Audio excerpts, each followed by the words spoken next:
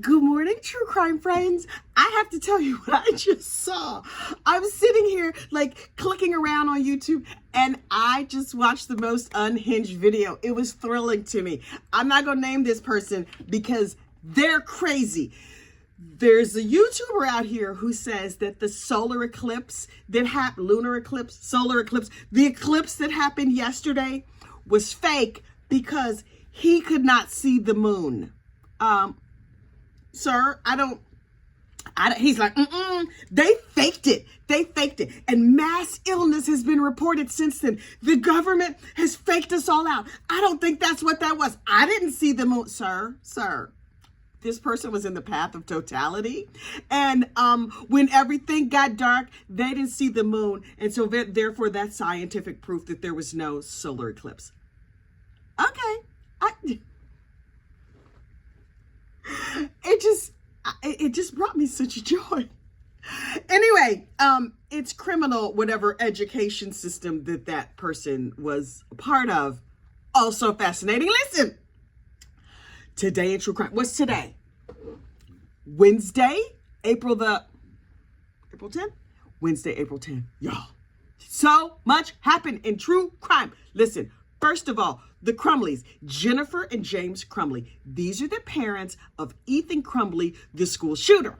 They got sentenced yesterday. And, oh my goodness, this sentencing was fascinating. First of all, listen, unless I have a good supply of Kleenex and the privacy to weep openly, I generally don't listen to victim impact statements in real time, right? Because they're always heartbreaking and it always is just like, oh my God. I think they're important. I think the judge should listen to them or whatever, but not me, because good mental health. And I make it my business to protect my good mental health. So anyway, so I have not heard the victim impact statements. I did, however, witness and hear the lawyers and the accused, now convicted, assistant murderers. I don't know what their title was or whatever, but I heard what they had to say, and it was truly stunning. Truly stunning. Okay, for clarity, we all know that lawyer Shannon Smith, that is Jennifer Crumbley's attorney, in my opinion, no, I am not a scientist, but I believe that Miss Smith has a little chicken on her daddy's side because she's known to like cluck and flap and all over the courtroom, right? So I expected full chicken behavior from her, and she did not disappoint.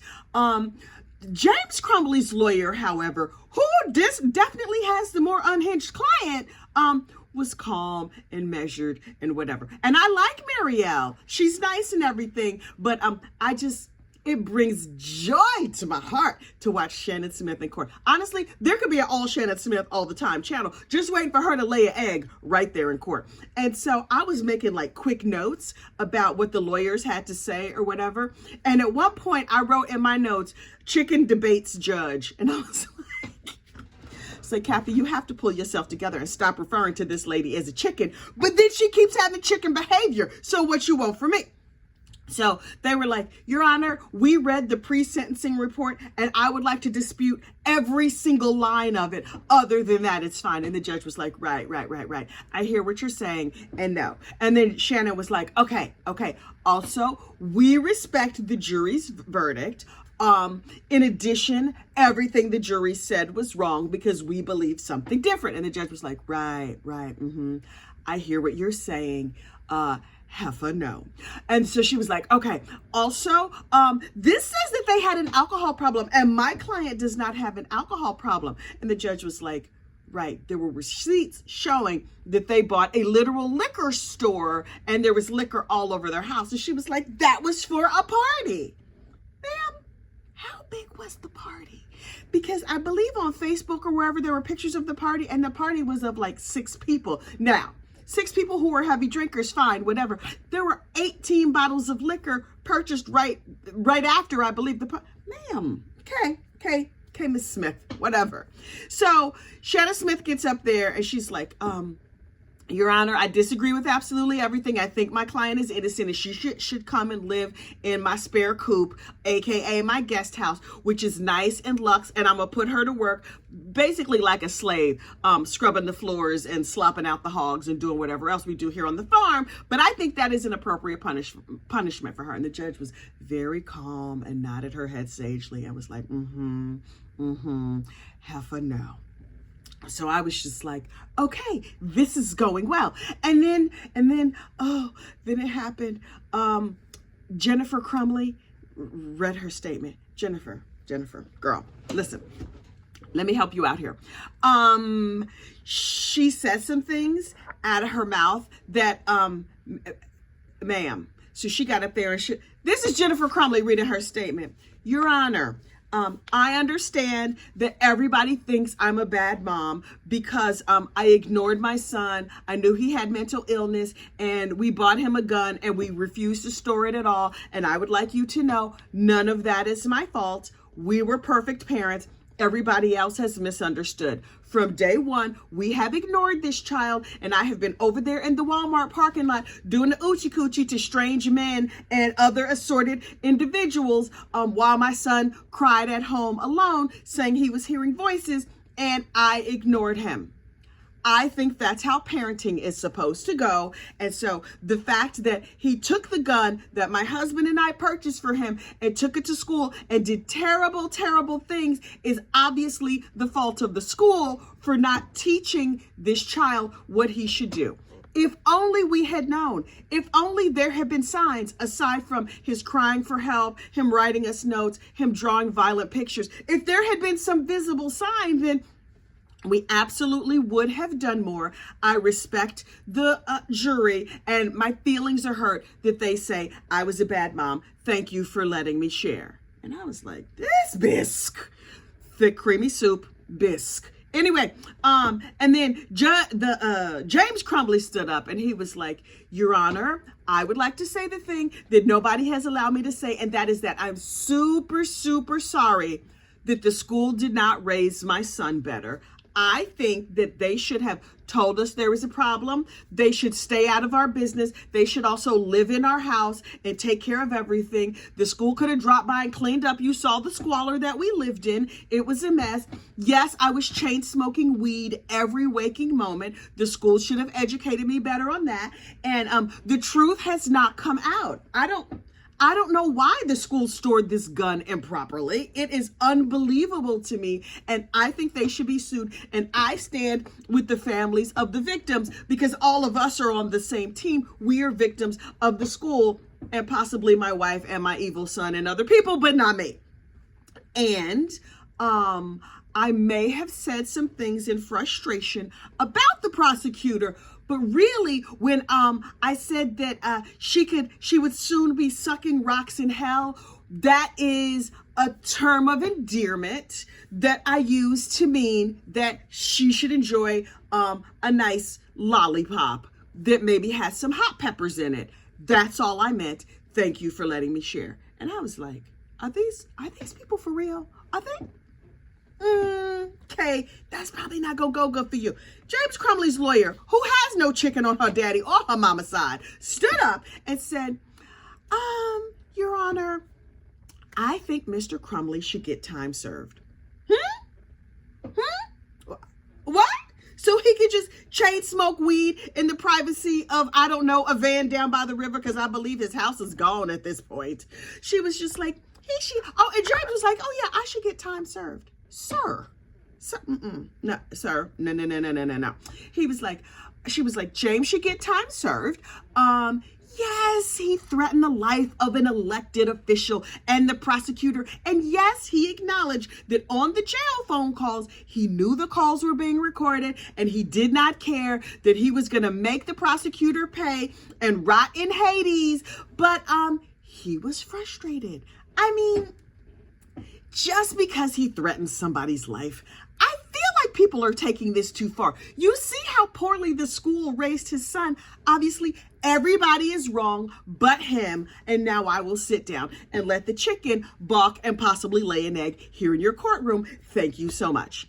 And Shannon, the chicken lawyer, stood up and was like, it's terrible that people think my client is a bad mom. She's nice, and I hope to have her at my house doing all my chores soon, because I am also not raising my children, and this will be a second chance for her. Thank you so much. And the judge was like, okay, thanks so much for your testimony. And the state stood up and was like, Your Honor, WTF? Did you hear what these idiots just said? I mean, are you serious? And the judge was like, no. Go on, sit down, girl. I got this. Don't worry about it. Don't worry about it. Now, the Department of Probation and whoever was just like, okay, we recommend a sentence of 4 to 7 years. And the judge was like, okay, 4 to 7. 4 to 7. I might have to take off my shoe to do this math. Okay, I've come up with a sentence. Great. So let me just read to you from my prepared statement. These parents are lying sacks of sugar. They're terrible. They're horrible human beings. And therefore, I will sentence them to 10 to 15 years. I was like, oh, judge, come through. She threw the book at them. They thought they were going to get time served, maybe a little probation, a slap on the wrist. And the judge was like, nah, bisque, thick, creamy soup. You about to do 10 to 15. And from what I hear, over there in the state of Wisconsin, it's not like, oh, we sentence you to something and then you serve 85% and then we send you on your merry way. No.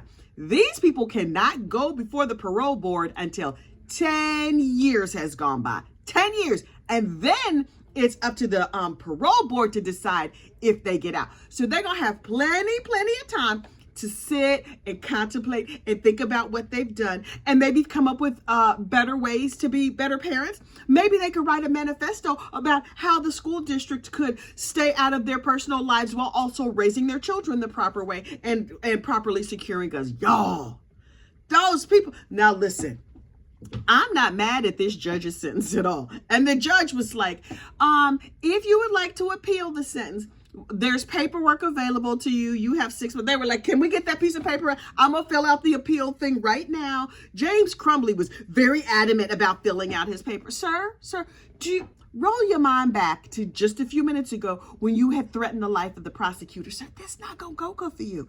Do you think that like the appeals court is going to be like, oh, he was threatening the life of the prosecutor on a recorded line where he said, yes, I know this is a recorded line. I don't care. I have not been able to chain smoke weed in 2 to 3 days. And so therefore I am very upset. And they're going to be like, oh yeah, he was just missing his week. Go on, send him home. He can go and go home.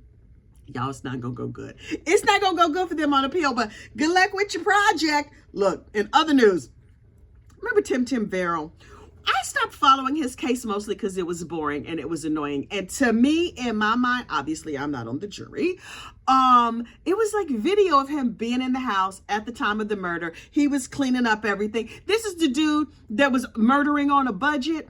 Instead of going to the Walmart murder aisle, he went to the Dollar Tree or the Dollar General, the Family Dollar, whatever it was, and got cleaning supplies. First of all, I refuse to believe that those dollar stores have good quality products. Now listen, you need to go to the dollar store, child, you go to the dollar store, handle your business. But if you want to clean up a murder scene, you need good, heavy duty. You should probably go to Target or maybe a janitorial supply. So support your local small businesses. But Dollar Tree cleaning supply, they ain't clean up good enough because he got caught. And yes, it's been 7 years since those murders. And yesterday, he was convicted of second-degree murder. Now, nobody seems to have the video of them reading the verdict. And I was like, why is that? I don't understand. Maybe the rest of the world got bored with this case, too, because it was slow. It was dragging. It was boring. So I was like, okay. But just so you know, Tim got convicted up there in Vermont, New Hampshire, whatever. One of them states where it's a lot of snow and white people. I don't know. Anyway, so he going to jail, probably forever, ever, because it was a double homicide. Second degree, though. First degree means like you plotted and planned and figured it all out. Second degree is more or less an oopsie murder. Like, I went there to beat them badly, and I accidentally unalived them. But in his case, he buried them under the house and then cleaned up the scene with poor quality supplies. And he was caught on videotape, and he had all the supplies, and now he's going to jail. Okay. Bye, Tim. Bye. Don't worry about it, Tim. You can still find that narcotic that you so enjoy. I'm sure they got plenty of that over in the prison. You're not gonna have to worry about it. The state of Michigan, Wisconsin, one of them other states in the middle of the country where there's a lot of snow. Hang on, I done talk my throat dry. Hang on. Michigan? I think it's the state of Michigan versus Nick Miu. Nick Miu was floating down the Apple River. That's a cute name for a river. I really like that name. But apparently it's a river where people routinely get in inner tubes and get drunk and float down the river. Like you do. I feel like that would make me dizzy and nauseous. But what do I know about floating down rivers? Although I have been whitewater rafting before. I know, right? It's an outdoor activity, and it doesn't seem like I would be a whitewater rafting kind of girl. But like 30 years ago, there was a boy I liked, and he wanted to take me on a date with like a bunch of other people. And for our date, we went camping, which means I slept outside. Oh yes, I ate food that was cooked over an open fire, and I slept outside and showered in a cement shower while wearing shoes. It was disgusting. I think that was the only time I've ever camped. And then we went whitewater rafting, but because this guy really liked me, he decided that I should not have to paddle. So I laid on the front of the raft like Queen Cleopatra, like this, and everybody else like did things with paddles. It was not like a raging river, but I just laid in the boat and watched the scenery go by. You want to know the truth? Anyway. So these people, instead of having some common doggone sense and just going to the Great Wolf Lodge and going in the lazy river, they went down an actual river. Child, I will never understand the appeal of this. Anyway, so they're sitting on their things, floating down the river, and then somebody lost their phone. Nick Miu, his friend, lost the phone. Now the phone was in one of those little floaty cases. And Nick, who by his own description, he said, I was sick, I was old, I was fat, and my shoes were terrible. Sir, why don't you just sit your sick, fat behind in the inner tube and float? Why are you going to look for stuff? Especially since the dude who lost the phone was like, I have insurance. I'm not worried about it. But Nick was like, no, I will be the hero and I will go look for the phone. Now, if the river runs down, Nick was like, oh, there's a group of loud teenagers over there. I'm going to go over by them and see if the phone is underneath them. So he's looking around and they're taunting him, being teenagers, because everybody in this story was drunk. And he didn't see the phone and he turned to walk away. And one of them said something that he didn't like. And so he turned around and came back. Sir, you're old, sick, and fat by your own admission. And you somehow think it's a great idea to take on 6 young boys who are loud and drunk. That math is not mathing for me. I'm feeling old and frail. I think I'm going to go take on 6 teenagers who are very, very obnoxious.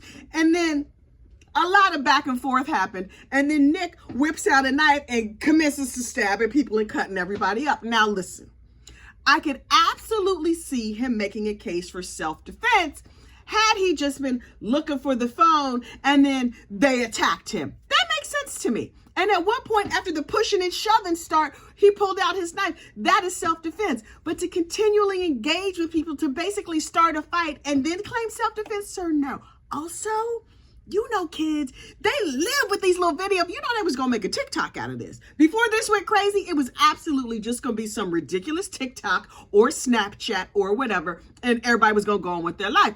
But Nick, because they had video of it, you can see him with his hand on his knife. Before he is accosted, before anything happened, he reaches in, has his knife out on the ready. So when a lady smacks him, he's ready to stab her, sir. And he swiped up with the knife. It's listen, I know it's shocking. I'm not good at knife play. You know what I use a knife for? To cut a steak that's already dead and on a plate. Humans, no thank you. I do know how to butcher a chicken, but that chicken is pre-killed. So I'm just disassembling. I'm not unaliving. So it never would have occurred to me that you need to stab up for maximum impact instead of stab down. In my opinion, Nick Miu is an angry man who walked into a fight and then was mad. Look, you can't order up BS and then be mad when BS gets served. And that boy, by walking into that fight with all them teenagers, ordered up some BS, which, okay, fine. Not fine, but okay, cool. Mr. Miu, even if everything you said was true, your perceptions of this situation was true, here's where it went all the way to the left. The cops show up and you put on a disguise, basically, right? And throw the knife away and just lie. Every word out of your mouth was a lie. And then now you remember being in danger, but all them lies you told, oh, they have slipped your mind. They're like, they have you on video. The cops saying like, sir, we're going to arrest you because you look like a suspect. And he was like, really? Wow, what happened? Oh, that is unfortunate. I cannot imagine. They said, did you have a knife? He was like, no, I don't know what knives are. What's a knife? How do knives work? I'm not sure. And they were like, sir, did you cut people? Did you throw away a knife? He was like, wait, there was a stabbing? Oh, me. Oh, my. I heard loud voices. Sir, now listen.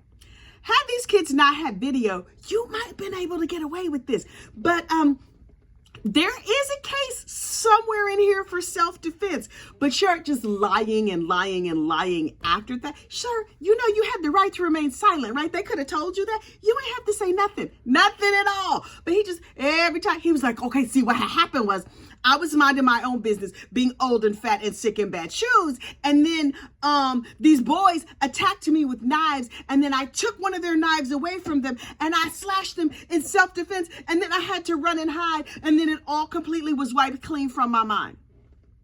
Sir. Turns out that's not how that happened. His story reminded me a lot of like when cookies go missing from my kitchen. I'm like saying to the kids, who ate these cookies? There was cookies here? I didn't know we had cookies. Yes, the house had that wonderful chocolate chip aroma, but we had no idea that was related to cookies. It's like, there are crumbs all over your shirt and chocolate on the corner of your mouth. And the kids are like, I have no idea what you're talking about. This side of my mouth or this side of my, I'm not. Yeah, no, there's no chocolate. I don't know. It seems to have slipped my mind. Can I go play now? Can I go? Nick, I understand in this self-defense case, you're supposed to take the stand. Sir, in this case, it's not going to go good for you. It's just not. Because you look like a lying sack of sugar and it's on video. I don't know how this is going to go. But both sides have rested. Today we have closing statements. Clearly we're going to have a verdict. Well, in my opinion, we're going to have a verdict by the end of the week, child, possibly by the end of the day. I can see them debating this back and forth for a little while. The makeup of the jury is decidedly older, like 70. The jury ranges in age from like 70 to 90. And I think the defense was good to see the jury of older people. And so they could see where he might have felt vulnerable and like he was under attack. But sir, all them chances you had to walk away and in your bad shoes, in your fat state, in your poor health, you decided to stand your ground, sir. And you were smiling as you took out the knife. He was like, that is what I look like when I'm overwhelmed. Interesting, because I would think you'd be overwhelmed sitting here on the stand right now and there's no smile to be found, sir. I think he thought he was going to teach them kids a lesson, and he taught them a lesson. And now that retribution is coming back. Sir, you ordered up bullshit, double helpings, and now bullshit's getting delivered. Good luck with your defense, Mr. Miu. Good luck with closing statements. We're going to see what happens today. And you know, I will be reporting it here live. Now, listen, one last thing before I go. Don't forget to like this video and subscribe to the channel, but also, this madness that I call a YouTube channel is now a podcast. Oh, yes, it is a podcast over on, well, if you look in the description of this video, it'll link you to the podcast of Gossip, Rumor, and Innuendo on YouTube Music. Yep, we're a podcast. It's ridiculous. This ridiculousness is now portable. You're welcome. You have a great day, and I'll see you tomorrow. Bye.